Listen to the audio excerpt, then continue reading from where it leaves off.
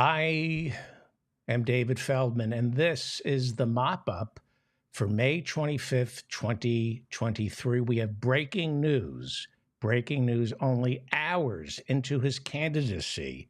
Ron DeSantis is still running for president.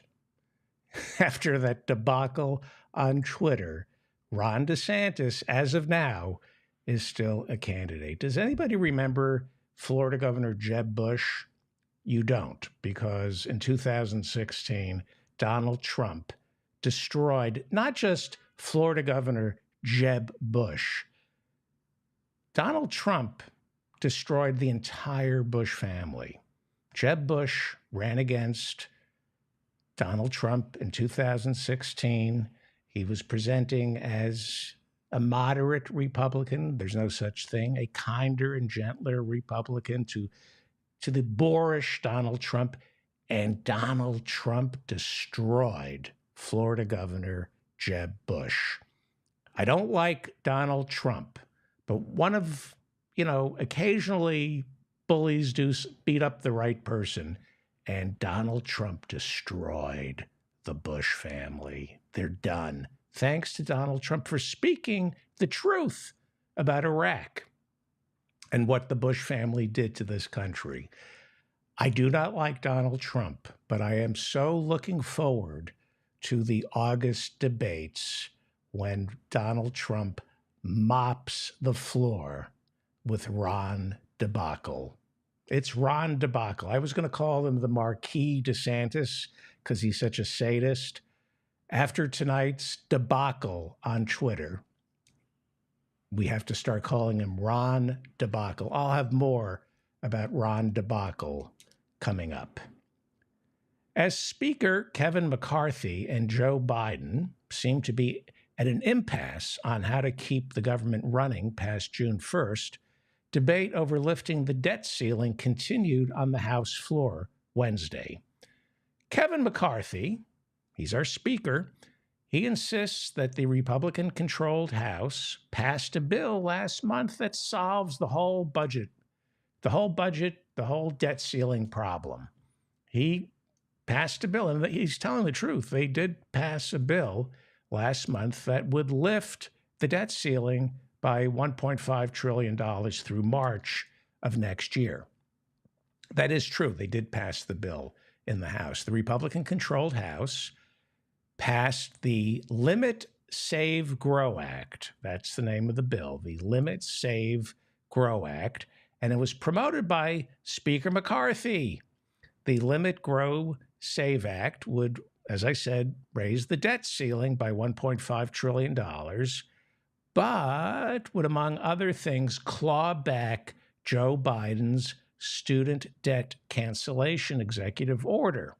It would also add work requirements for Medicaid and food stamps, and very importantly, it would slash the $80 billion earmarked for IRS enforcement.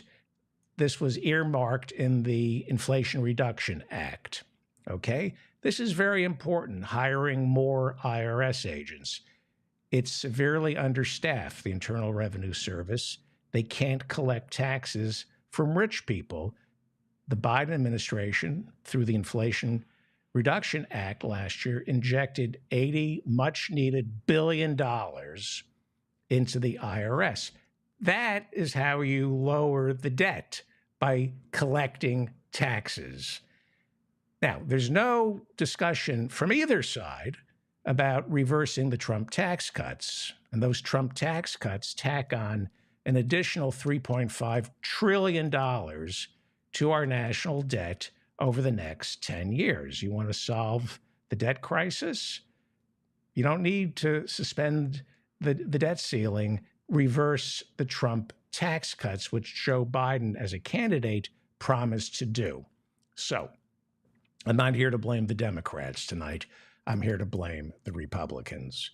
The Republicans do not want to get rid of the Trump tax cuts.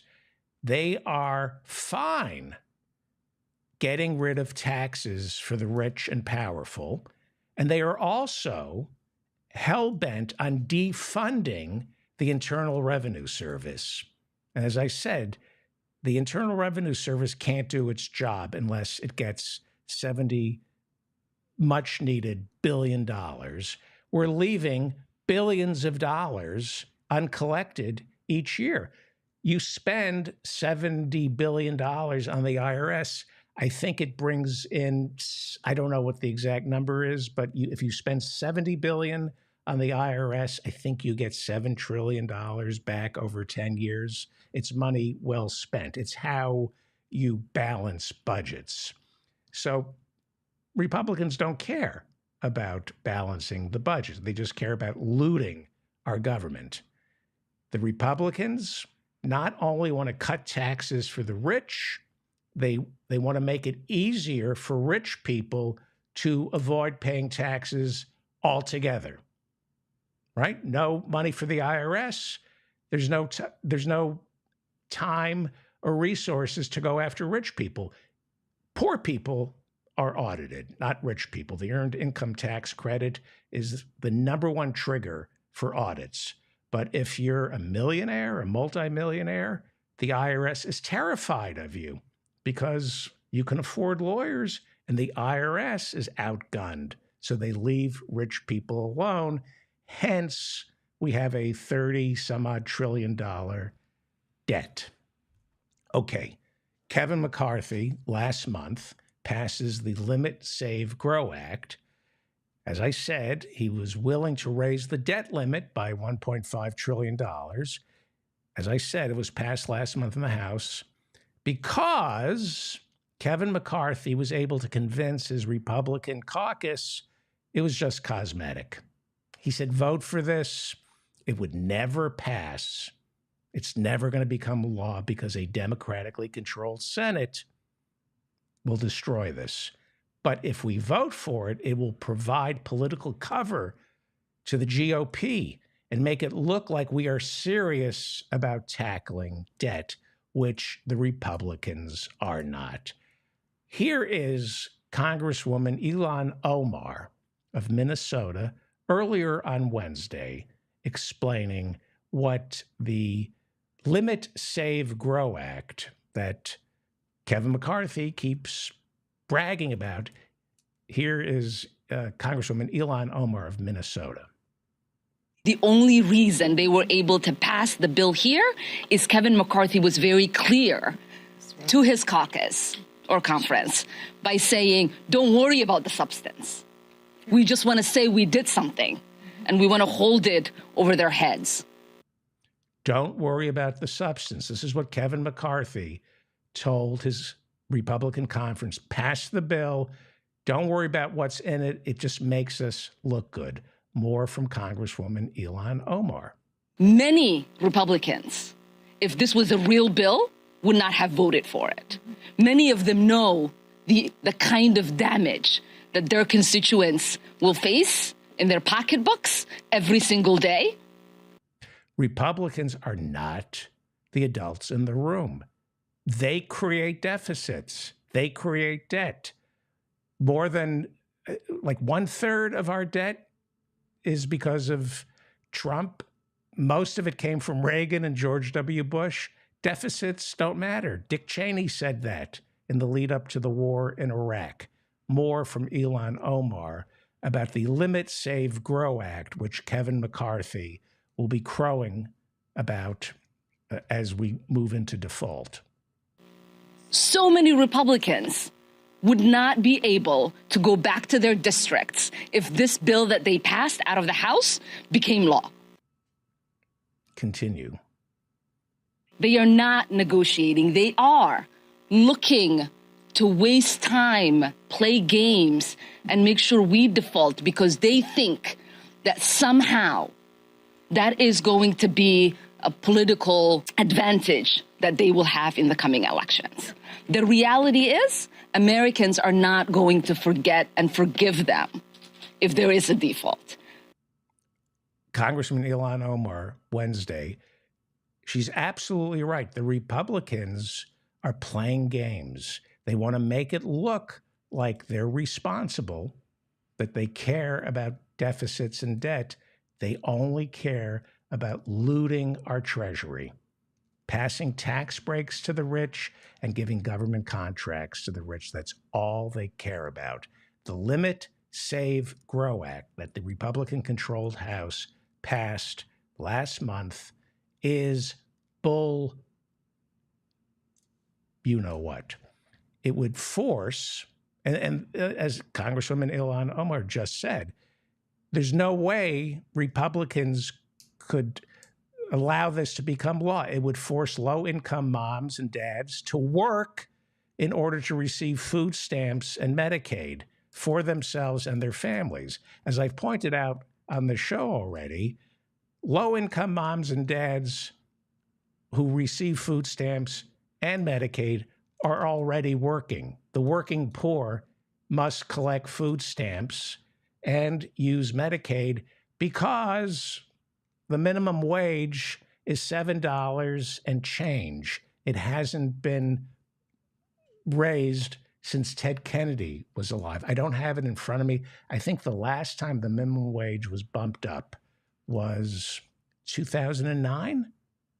So working families are already working for their Medicaid and food stamps, right? You apply for a job at Walmart, the first thing they do is hand you an application for food stamps.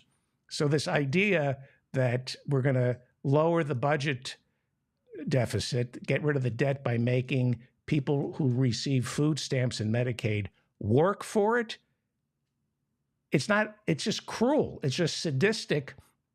There's a study coming out. Iowa is now making people work for food stamps.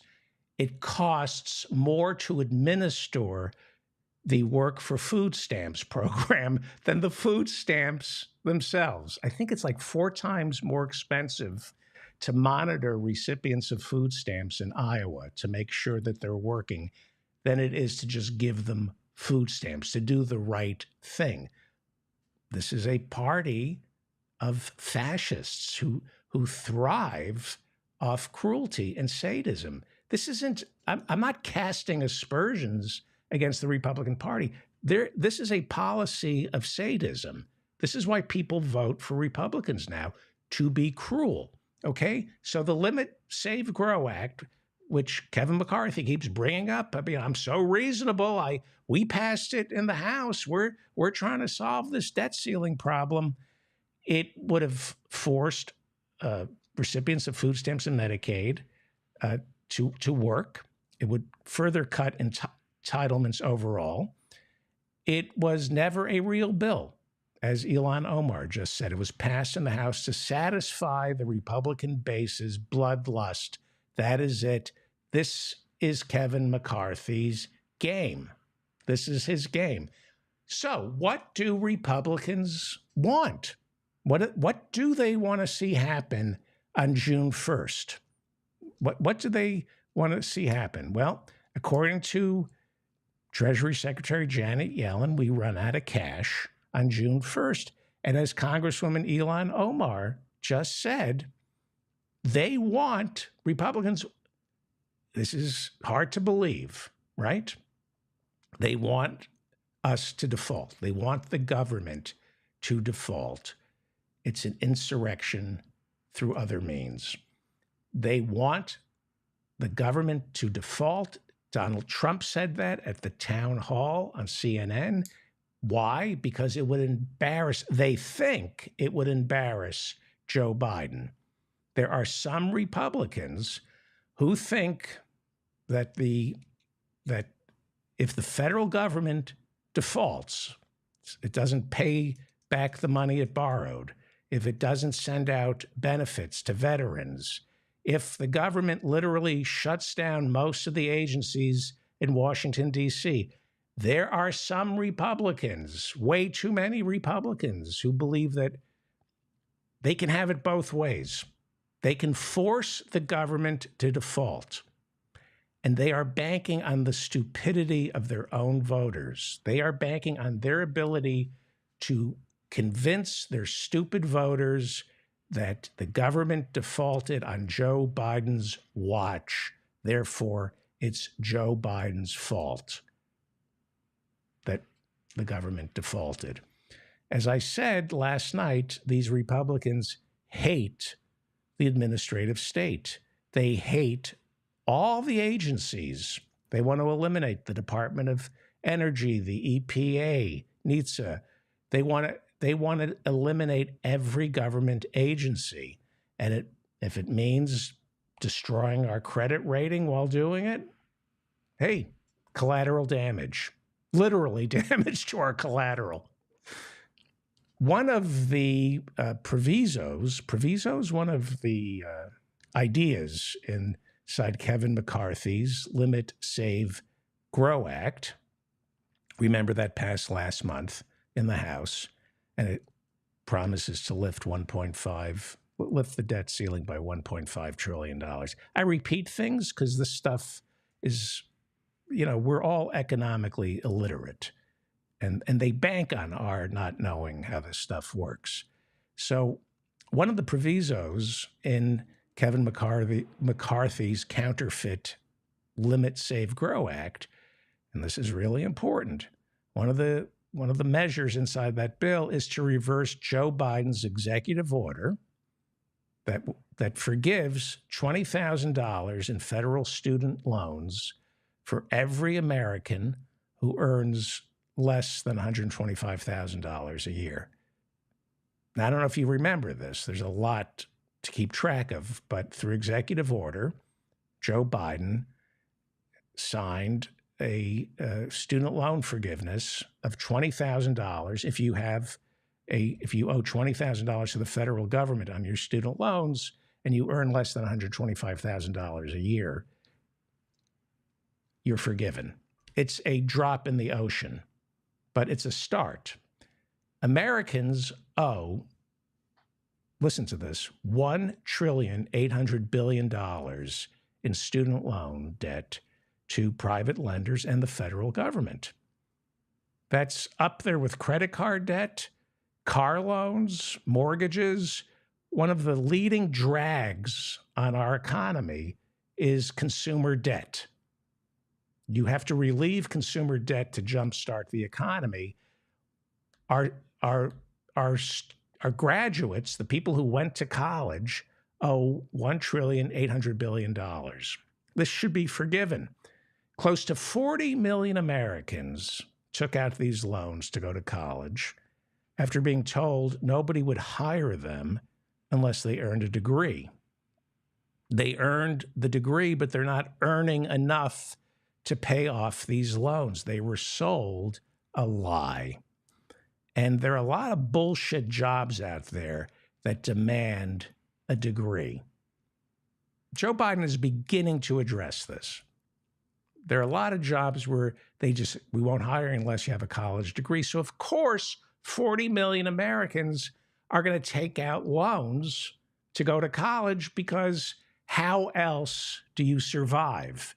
They hold a gun to our heads and say, borrow money to go to college, otherwise you're a failure. Other countries don't do this. In other countries, colleges are free, as is healthcare. Rational, sophisticated, civilized, what do we call it? We still call them first world countries. They realize that a free education is, among other things, a great investment. It's a great investment for your country, and it grows your GDP. It grows your economy. That's a fact. Instead of putting Americans into debt, if you give them a free education, you would lift approximately 4.5 million Americans out of poverty today. There are about 4.5 million Americans who are living in poverty because they can't get out from underneath their student loan debt. Forgiving student loan debt would boost consumer spending, they say, by almost 4%.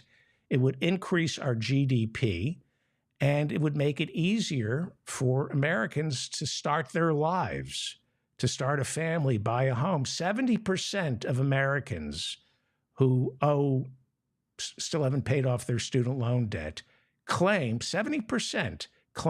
they have put their lives on hold. They can't figure out a way to start their lives until they pay back their student loans. So Joe Biden, it isn't enough, with the stroke of a pen, he could forgive the entire debt.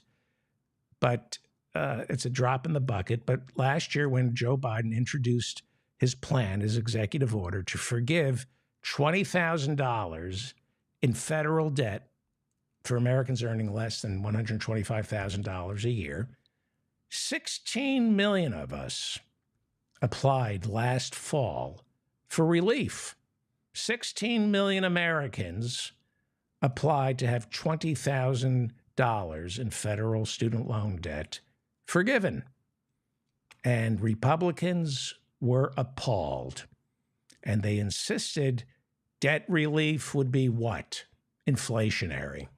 So they are now challenging Biden's executive order in the Supreme Court. They have two cases going before the Supreme Court on Joe Biden's executive order forgiving $20,000 in student loans.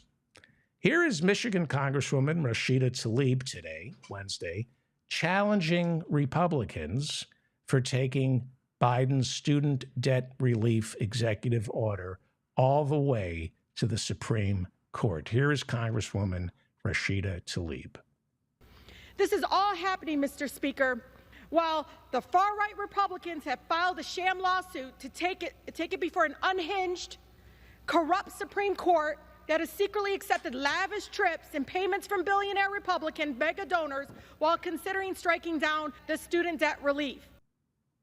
That is Congresswoman Rashida Tlaib.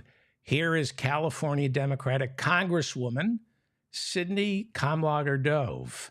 Here she is on Wednesday pointing out Republican hypocrisy when it comes to not wanting to forgive student loans. The hypocrisy of the Republicans. You can't forgive student loans. That's inflationary. But Republicans are perfectly fine taking PPP loans. Remember the Paycheck Protection Program loans during COVID? Republicans had no problem taking those loans. Here is Democratic Congresswoman Sidney Kamlager-Dove. And if you want some real truth, let's not get it twisted. PPP was not a grant, and yet some of my Republican colleagues literally received millions in PPP loans, and I don't see anyone rushing to pay those back. Talk about unfair. The American people are paying those bills that they didn't incur. Nope. Republicans don't want to forgive anyone or anything except themselves. I wish I really like her, and what she's saying is spot on. But don't speak in shorthand. Americans have trouble following all this. They don't know what the PPP is. They have an idea of what PPP is. Some of them think it's Paycheck Protection Program. Others think PPP is what Joe Biden is thinking during his press conferences. But he's just thinking, PPP, got to get this over. I got to PPP. Okay. One of the recipients of a $150,000 PPP loan, Paycheck Protection Program loan, was the wonderful Marjorie Taylor Greene. Now, she thinks forgiving student loan debt would be inflationary. She thinks it's unfair. Well, before the Republican challenge to Joe Biden's debt forgiveness, before it goes before the Supreme Court, Kevin McCarthy introduced his bill, which would overturn Joe Biden's executive order and make the Supreme Court hearing irrelevant. The bill would block Biden's debt forgiveness. Now, to prove that Republicans are serious about not forgiving student loan debt, in addition to the bill that McCarthy passed in the House last month on the debt ceiling, he reintroduced a bill on Wednesday to overrule Joe Biden's executive order forgiving $20,000 in student loan debt for Americans earning less than $125,000 a year. This is how serious Kevin McCarthy is about not forgiving student loan debt. And to show how principled he is, he handed his gavel to this person to preside over the debate on his bill to block Joe Biden's forgiveness of student loan debt. He handed his gavel and said, "You preside over the debate." The question is on passage of the joint resolution. Members will record their votes by electronic device. This is a 5-minute vote. Yes, that is the putrid Marjorie Taylor Greene, who presided over the House on Wednesday as Congress debated student loan forgiveness. That's how serious Kevin McCarthy takes this debt ceiling crisis. He lets Marjorie Taylor Greene preside over the House. Well, Marjorie Taylor Greene, it's not the first time that she's been handed the gavel to preside over the House. It's part of the deal she struck earlier this year. The deal was, I'll support Kevin McCarthy in his bid to become Speaker, and you give me the gavel, and I get to play Speaker a couple of times. Now, before the vote was taken, and I'll give you the results of the vote in a second, but before they voted on whether or not to block Joe Biden's student loan forgiveness, Marjorie Taylor Greene was presiding over the debate on the bill. And Majority Leader Steve Scalise, Republican, got up and urged the Senate to pass the bill, as well as to pass Kevin McCarthy's debt ceiling bill. And some Democrats got a little vociferous. They murmured and they made a little noise. And this did not sit well with the presiding officer, Marjorie Taylor Greene. The members are reminded to abide by decorum of the House.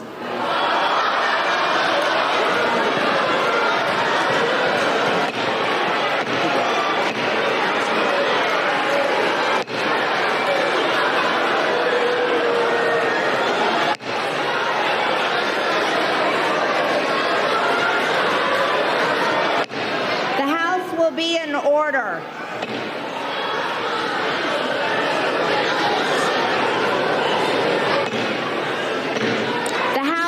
Be in order. I hope I'm not the first one showing you this. I hope this is being played all over the world. The Democrats laughing at Marjorie Taylor Greene saying this. The members are reminded to abide by decorum of the House.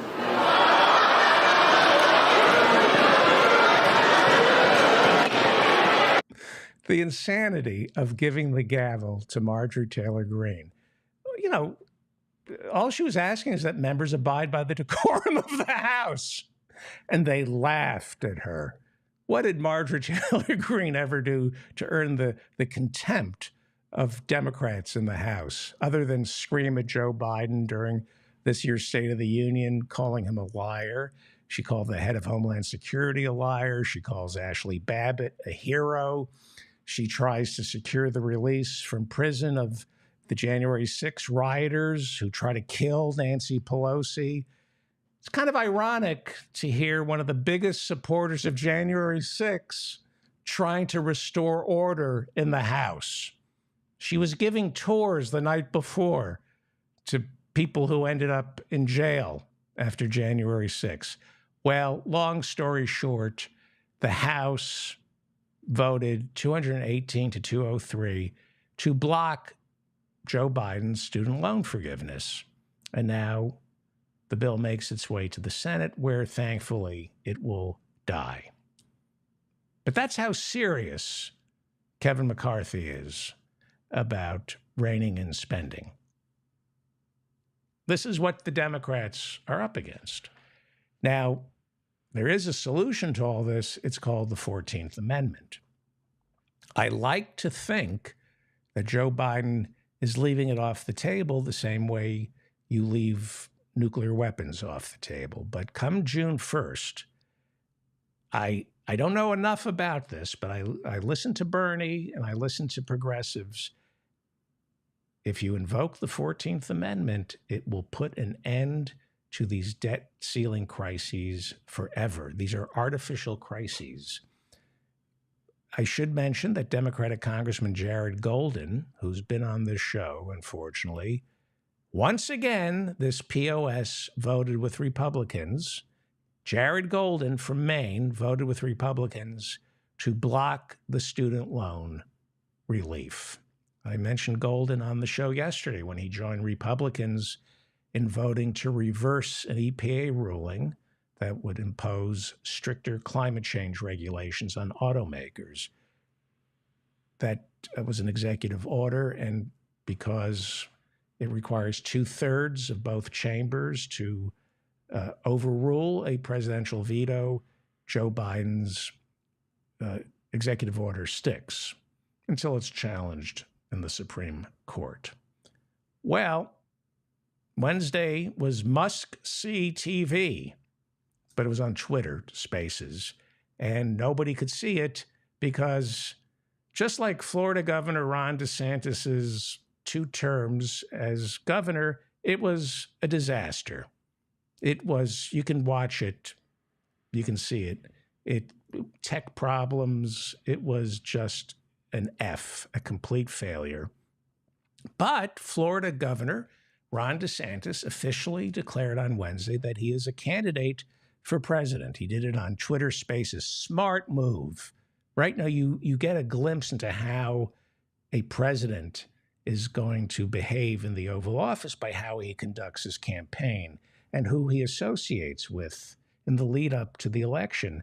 And we got a glimpse into the limited mind of Ron DeSantis tonight. He chose to align himself with Twitter and Elon Musk. Servers crashed, and at times you could barely hear Ron DeSantis speak, which is not necessarily a disaster. I think anytime you can't hear Ron DeSantis speak, it's like a day of sunshine. DeSantis said he chose to make the announcement on Twitter because of Elon Musk, who owns Twitter. He said, I support Twitter and Elon Musk because Elon Musk is a champion of freedom of speech, and so am I. Ron DeSantis is a champion of freedom of speech. He hates the cancel culture. Huge champion of freedom of speech. Ron DeSantis, no governor has banned more books than Ron DeSantis. He demonizes our free press. He refuses to talk to reporters who he deems the enemy. He goes online and attacks reporters who he doesn't like, and he uses Twitter to attack these reporters and then invites intimidation and vitriol from his online Twitter followers. And even worse, Ron DeBakle is trying to pass a law in Florida that would make citizens subject to defamation lawsuits if they criticize elected officials. He wants to make it almost illegal to go on Facebook, Twitter, or do the thing I'm doing right now. He wants to make people like me subject to defamation if, just as a citizen, we criticize elected officials. This is Mr. Champion of free speech. Elon Musk and Ron DeSantis are not champions of free speech. They are champions of hate speech. They don't want a free and open press. They don't want to be criticized. What they want is to be able to accidentally slip the N-word and the C-word into their vocabulary and not get canceled for it. What they want is the freedom to say anything they want without marginalized communities rising up and calling them out for their racism and transphobia. We all know about Ron DeSantis's anti-trans bills. We all know what he's doing to the LGBTQ plus community. Elon Musk, his ally, has a transgender daughter who has stopped talking to him for one reason: his transphobia.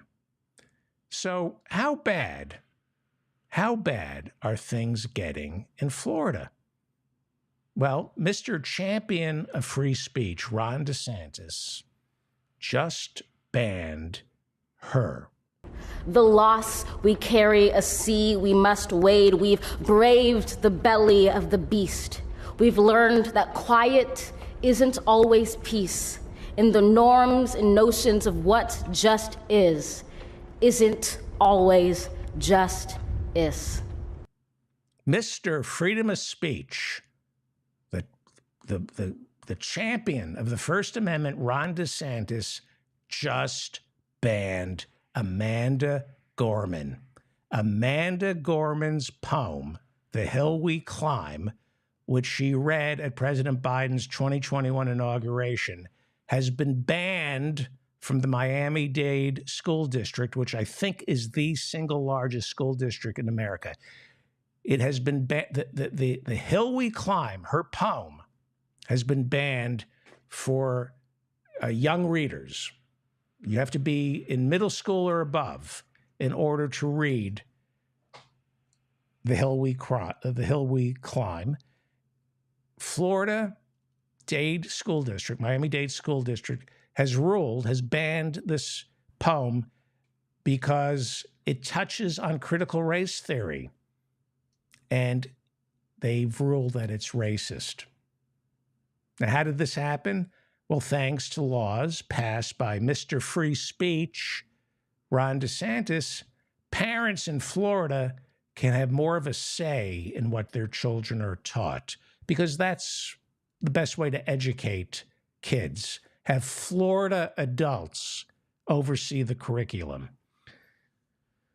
2 students attending Bob Graham Education Center in Miami-Dade complained that Amanda Norman's poem, and I wish I was making this up, her poem contained hate speech targeting white people. A mother complained, and thanks to bills passed by racist Ron DeBakle, the poem has been moved off the shelves to guarantee that young readers wouldn't be exposed to lines like, quote, a skinny black girl descended from slaves who can dream of becoming president only to find herself reciting for one. That was deemed offensive to white people. And young people it's been banned from elementary schools. Target said it is removing several products celebrating Gay Pride Month off its shelves at some stores, claiming the uproar is endangering the lives of some of the employees at Target. In an announcement on Tuesday, Target said, quote, since introducing this year's collection, we've experienced threats impacting our team members' sense of safety and well-being while at work. Several gay pride parades in Florida have been canceled thanks to the anti-trans bills of the Marquis DeSantis. This is fascism. This is jackbooted extrajudicial thugs going into Target, encouraged by people like Ron DeSantis. This is extrajudicial brown shirts and fascists going into places like Target and threatening marginalized communities. This is how fascism works. Parents getting books banned, banning books that celebrate marginalized communities. This is how fascism works. This is exactly the playbook. Ron DeBakle, the Marquis DeSantis, is a sadist. That's what fascism is. It appeals to everybody's sadistic streak. He can't do anything. We saw it on Wednesday night on Twitter when he aligned himself with the failure Elon Musk. Twitter is failing. His appearance on Spaces or whatever, Twitter Spaces, was a debacle. He can't do anything other than destroy people's lives. as I'll keep reminding you until Donald Trump, bless his soul, destroys Ron DeSantis, sends him to the same dust heap of history that Jeb Bush and that family of grifters resides in right now, thanks to Donald Trump. Until Ron DeSantis is humiliated by Donald Trump, I'm going to keep reminding you that Ron DeSantis is a failure. He's accomplished nothing, absolutely nothing. Even his military record is a failure. He was, first of all, he wore the uniform. He was a JAG officer. So the only action he saw was at Gitmo watching the inmates get tortured. That's the only action Ron DeSantis. He's a lawyer who suited up for his resume. Ron DeSantis, by every measure, is a failure. Florida is the 46th most underinsured state in America. It is the single most expensive place to live. Wages are stagnating there. Medical care is a disaster. I pointed this out yesterday. The AARP says Florida ranks dead last in quality health care for senior citizens. That's Florida's job, to take care of our grandparents. Anybody who retires to Florida is out of their effing mind. The AARP says Ron DeSantis' Florida ranks dead last in quality health care for senior citizens. It is second in the nation for most drug overdoses. It has the single highest high school dropout rates. They're so busy banning books. Their kids can't even graduate college. You can't get an abortion, but everybody can carry a gun. It has one of the highest infant mortality rates in America. And as I said yesterday, Mr. Fascist Ron DeSantis, Mr. jackbooted thug who's so strong on law and order, right? The one thing about fascists is they're supposed to make us feel safe, right? Well, it turns out Florida, under Ron DeSantis, is the 7th most dangerous state in America. He is a failure as a human being and as a governor. And the only thing he can do, because he can't build anything, the only thing he can do is destroy people's lives. That's what Ron DeSantis can do. He can drive the LGBTQ community underground, be fearful, get beaten up in restrooms, and commit suicide. That's the only thing Ron DeSantis can do. He is a failure at everything. All he can do is make African Americans feel further marginalized and frightened and unable to vote. He is a failure. Now, I do not like Donald Trump, and I do not wish him well, but I will be watching in glee as he destroys Ron DeSantis, because Donald Trump is a bully, Ron DeSantis is a bully, and there's nothing more satisfying than watching a bigger bully mop the floor with a weaker bully like Ron debacle. I think that's it. You got to fight. You got to fight. You got to fight these people. I want Medicare for all. I want to tax billionaires out of existence. I believe in class struggle. And one of the ways they keep that from us is by going after the marginalized, by going after Black people, Mexicans, migrants, and the LGBTQ community. We have to fight these people. They're evil. Ask the difficult questions. Ask Ron DeSantis, are Jews and Muslims and members of the LGBTQ community going to go to heaven? Ask the tough questions that they don't want to answer. Please like this video. Did I keep it short? Oh, okay. I'm trying to do these I'm trying to keep these shorter. Please like this. It guarantees that I'm in your feed. This is an audio podcast primarily, and a new podcast is dropped on YouTube every morning at 9 a.m. It's audio. It features some of the greatest minds in the world, and you should definitely check out the audio podcast. You can listen to the podcast wherever. It's called The David Feldman Show, just in case you don't know this. And it's a podcast that's available on every podcasting platform. I'm going to keep mentioning this. Every morning at 9 a.m. Eastern, we drop an audio podcast on YouTube. It's audio. You should listen to it. It's great. Less of me and more of my guests. I have a newsletter, comes out every Friday. Please go to my website to sign up for it. We have an amazing office hours this Friday night at 8 p.m.